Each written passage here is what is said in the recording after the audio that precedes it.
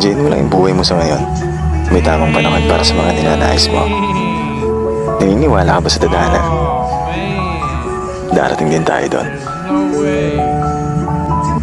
Nangyari. Enjoyin mo lang yung buhay mo sa ngayon. May tamang panahon para sa mga ninanais mo. Naniniwala ka ba sa tadhana? Darating din tayo doon.